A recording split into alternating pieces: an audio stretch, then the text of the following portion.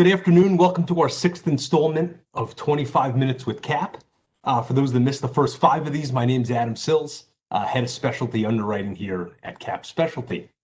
So I think we have a pretty interesting session here today, getting into professional liability insurance. And with me here is John Reiner, Executive Vice President of RT Specialty. John, thanks for joining. Absolutely. Thanks for having me, Adam. Sure. And excited that you're able to take some time during particularly this market, particularly in the middle of December. I think there's a lot of interesting things to talk about. A lot of lines under duress. As I had said before, if people have questions through it, feel free to ask them, and we'll look forward to answering them. So let's get right into it. The story of commercial D&O has been pretty well trodden.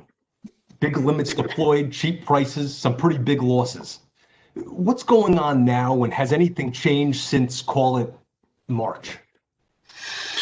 Yeah, there's certainly been an acceleration in sort of the hardening in both the private and public space impacted by the COVID pandemic. I think we sort of started to see the market shift about a year and a half ago, both in private and public, and it was very recognizable. Mostly depletion of limits on some of the larger programs, carriers taking rate in primary, less interest in competing in primary on public programs specifically. And then, COVID hit, obviously. And I think what we found is, there's certainly been a need for more questions being answered by clients, especially in industries that have been dramatically impacted by COVID. I think tightening of terms and policy language, particularly on the private company side. So, we've seen antitrust, reg coverage, et cetera, get cut into smaller sublimits. From the public company side, I think one thing we've recognized, particularly on IPO programs, is just, carriers don't want to broaden their base form too dramatically. Another sort of phenomenon that's occurred since March has been the tightening in the SPAC and de-SPAC market. More so really in the last sort of since, I guess, the end of September. That marketplace prior to September, you could put a $20 million limit program together with 2 insurers. You're looking at retentions, certainly sub $1 million, definitely sub $2.5 million, and all-in pricing for $20 million in limits under $500,000. And right. Since the end of September, there's obviously been a lot of scrutiny in that space and concern. And, we haven't seen a ton of claim activity follow, but a lot of insurers have segmented that portion of their portfolio out and said they don't want to participate on a primary basis on SPAC programs particularly.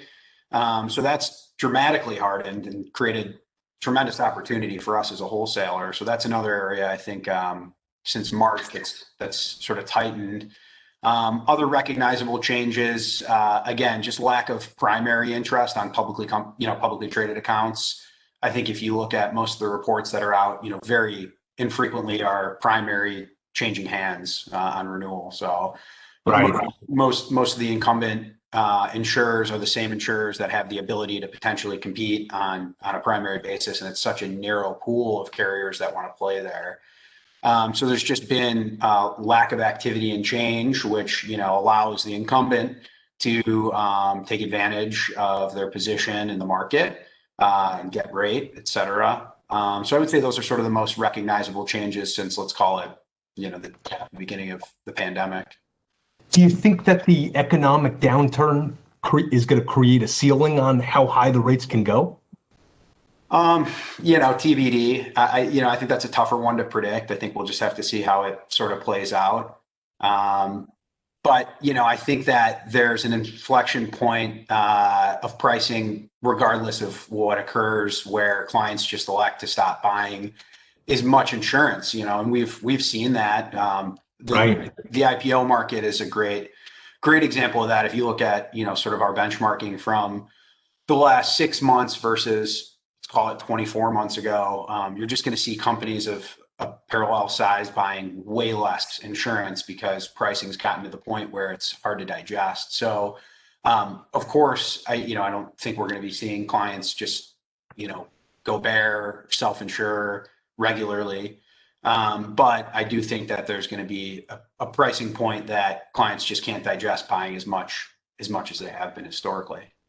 When you talk about the restriction of terms, whether it's the public business or the private business, are you seeing carriers doing it just kind of on an industry by industry basis? If it's healthcare, I'm only going to offer this, or are people able to do more prescriptive, bespoke supplements? Yeah, I mean, I think one of the beauties of trading in the excess and surplus lines market, being a wholesale aggregator, is, we tend to deal with insurers that don't broad brush industries as much as maybe some of the standard markets might. Sure. That being said, listen, anytime an insurance company looks at their portfolio and they recognize areas of pain, they're going to take a deeper dive into that sector. And oftentimes it's industry, that's just an easy way to segment the portfolio. And healthcare is a great example where the antitrust activity and, the size of the claims is accelerated. And I think that's an area where a lot of insurers have just said, let's restrict the amount of capacity we want to put up there. I do think that, most good D&O underwriters can pull individual accounts out on their own merits and say, this is worth an exception because it's a good right, because they have the following controls in place and, X, Y, and Z checks out. So, those are the carriers we try to partner with, the ones that want to look at it, each individual account on its own merits and not broad brush an industry sector, class of business, risk profiles, in generalities, I guess.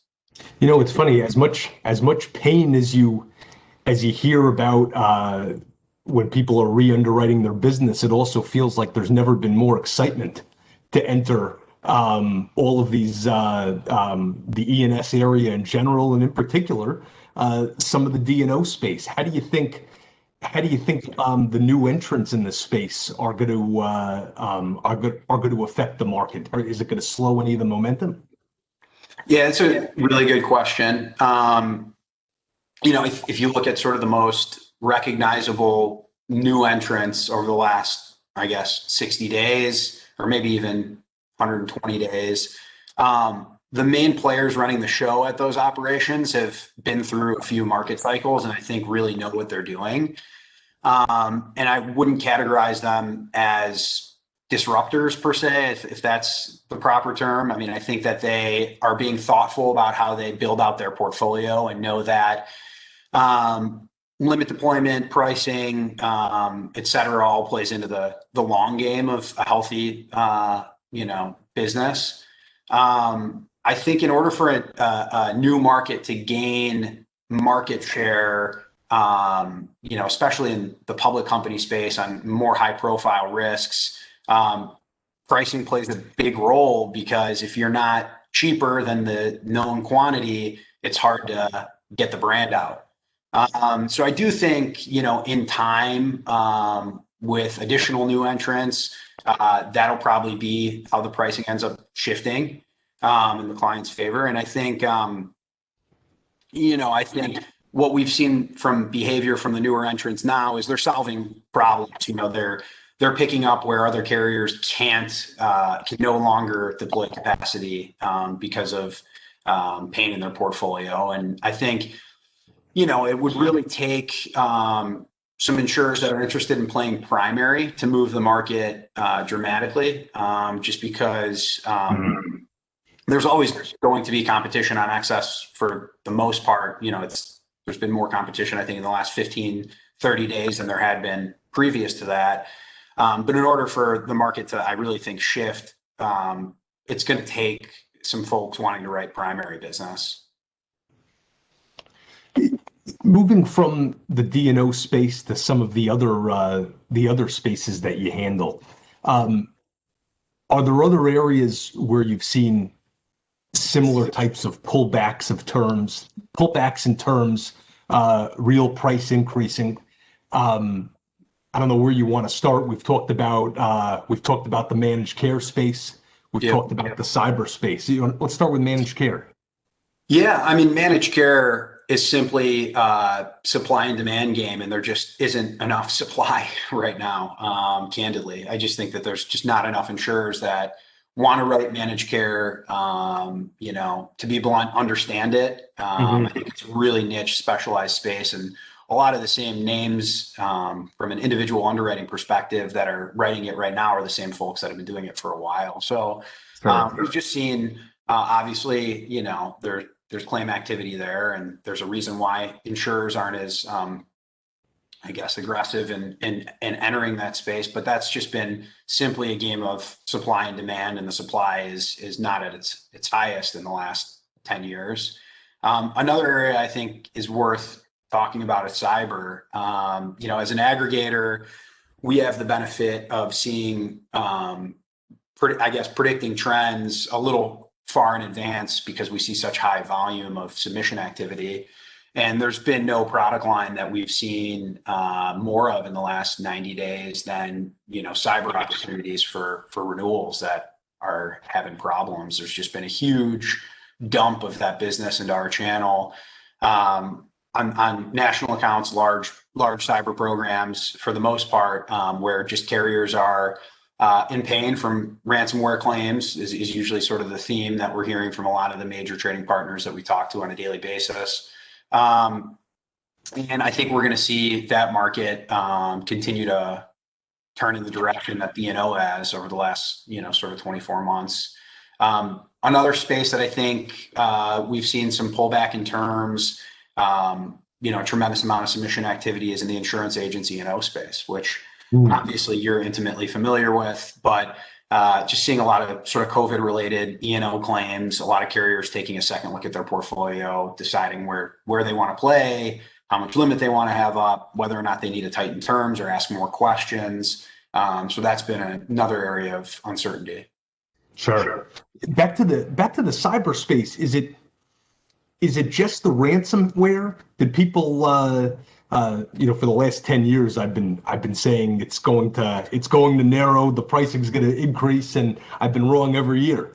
Is it just the ransomware? Is it other parts of the coverage? And is it across the space, or is it just particularly in the middle market space?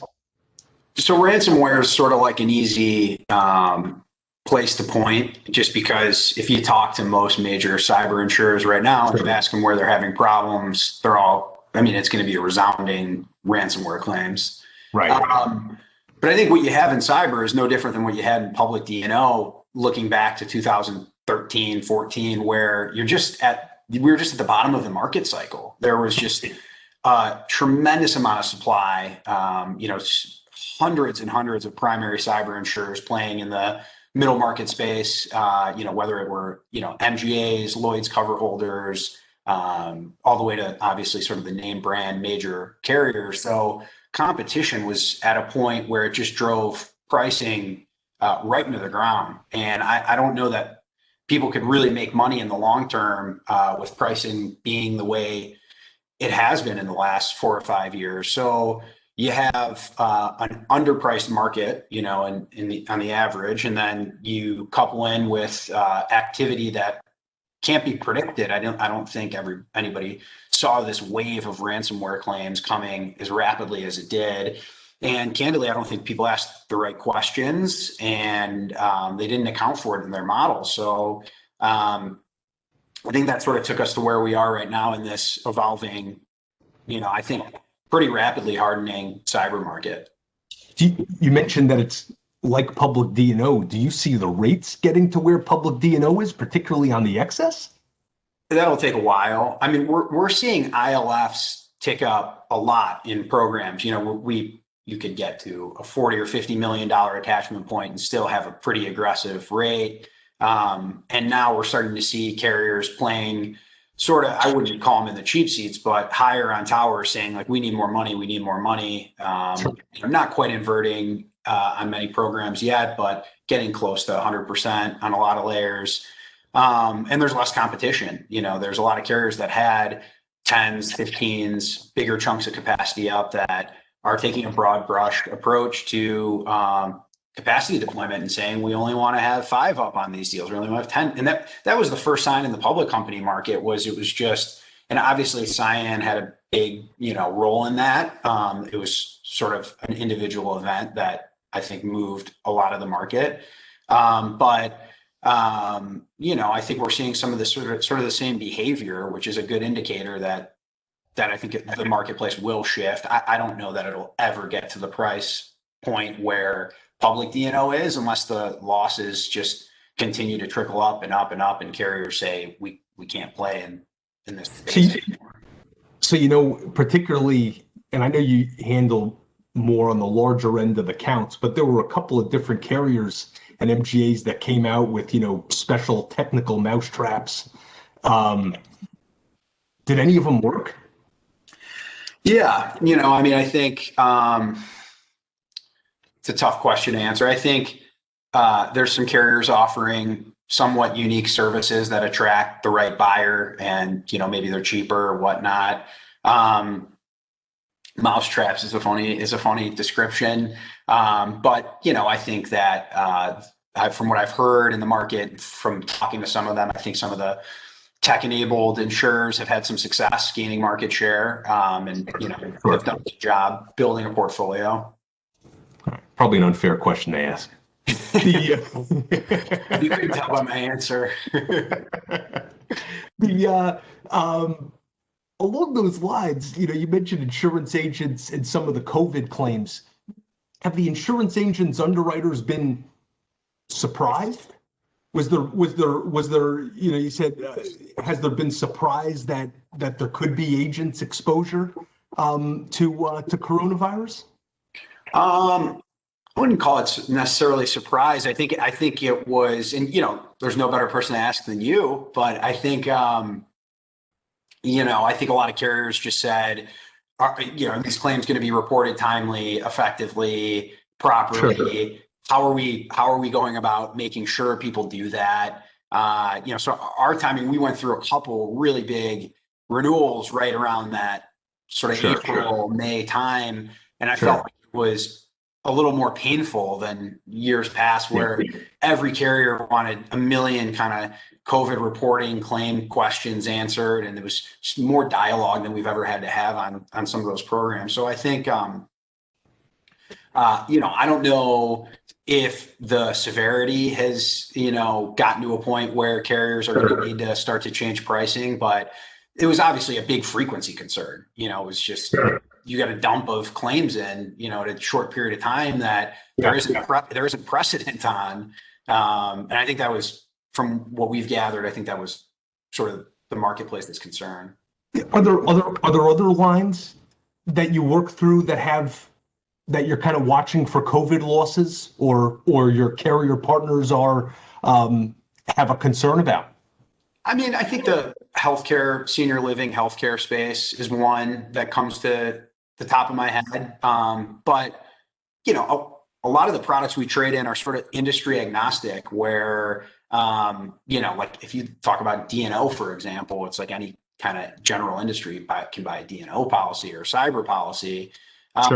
So, it'd be harder to think about industries than it is to think about products. And I think all the major products we trade in have been covered. I don't see any FI, COVID related claims or anything like that trickling out, or at least I can't think of a scenario in my head. But generally in the private and public space and cyber. Sure.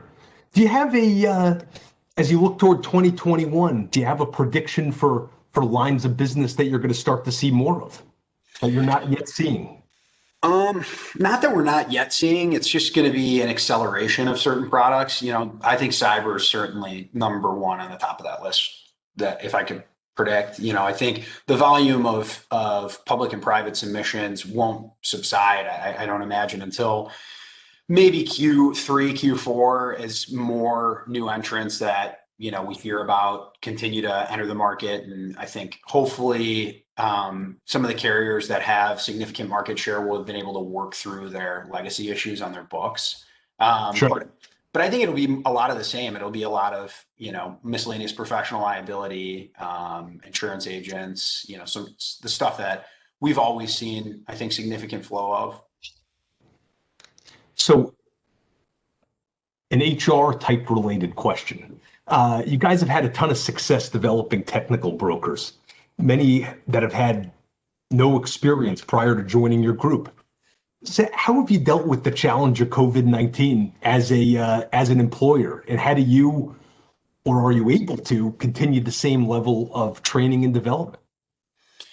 Yeah, I think when we moved to this virtual environment, my business partner, Pat Richmond, and I, we spent a lot of time talking about like how we're going to keep the culture, energy, momentum that we have going up when we aren't around each other physically, and the high majority of our team all sits in one location in Chicago, and I think one thing we kind of think is unique is it's sort of like a big brain trust where, half the team are former underwriters. I would say actually probably majority of the team are former underwriters. And then we have a lot of folks that have just come up through our training program, and we've developed and, have become extreme technicians themselves. And, I think what we decided to do was we decided to institute a mentorship program with direct assignments. So senior brokers who are already acting as maybe managers on our team, or maybe aren't, don't have any direct reports, but do have a lot of skill and expertise.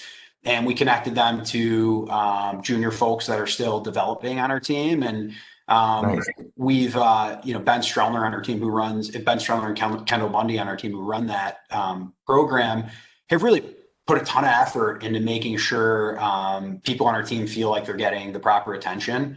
It's always a work in progress. We're so not perfect and always willing to admit that. And we just, I think, have put a big emphasis on making sure people on our team are always learning. And, we do a lot when it comes to education. I think you learn the most when you're in the middle of a deal and a client's asking you a question, that stuff you never forget. But I think what goes on sort of outside the sidelines on our team when it comes to just doing policy form reviews as a group, hosting product line specific webinars and sessions to go over coverage questions and talk about how the policy form works.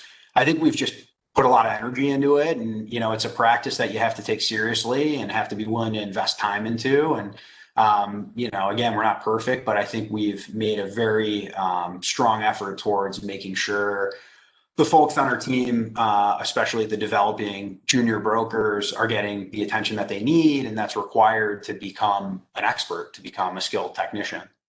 How often do you make the mentors meet with their mentees? So we kind of leave it up to them. We get a report from the folks on the team on a pretty much a weekly basis, just saying, hey, here's where things are at, here's how things are going. Nice. I would say most of them speak probably every other day to talk about coverage stuff, to talk about deals. A